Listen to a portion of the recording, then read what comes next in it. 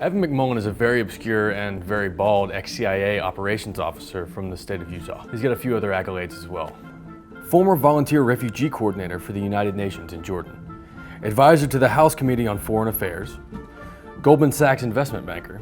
And of course, independent candidate for President of the United States. Here's his position on the issues. Pro-life, a free trade supporter, and he's okay with gay marriage.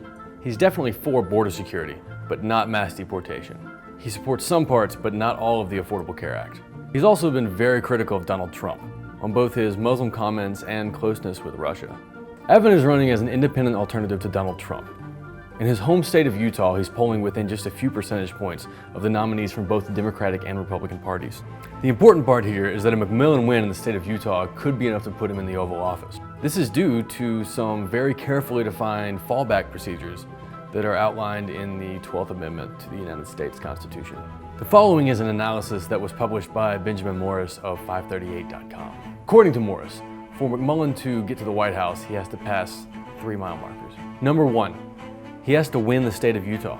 Some people are already projecting this win on the November 8th election, especially if he gets the endorsement of Mitt Romney, who carries a lot of weight in the very red and very Mormon state of Utah.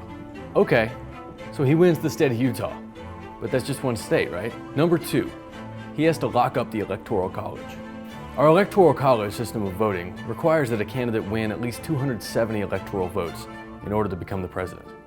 If the race between Trump and Clinton is a very close one, then the 6 electoral votes awarded to McMullin from the state of Utah could keep both of the other candidates from getting to that magic number of 270 electoral votes. If no candidate for President of the United States gets that 270 votes from the Electoral College, the decision is automatically tossed to the House of Representatives.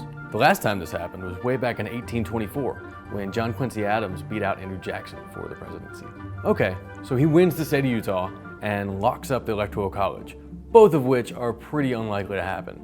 But if they do, what happens next? Number 3, he has to win the House of Representatives. This is where it gets kind of complicated. The 12th Amendment says that the top 3 presidential candidates are to be sent to the House of Representatives, and the top 2 vice presidential candidates are to be sent to the Senate for a decision.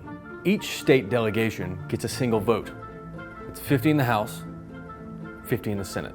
As you may or may not be aware, Republicans have control of the House of Representatives at the moment, and they're expected to hold on to it after this election. But a lot of those Republicans have already abandoned Trump, or at least not talking about him anymore, and that's just when Hillary was the only other option. McMullin may be attractive to a lot of them, at least more so than a Clinton or a Trump presidency. Either way, there's a chance that the presidency could go to this relatively unknown Mormon from the state of Utah. How about that?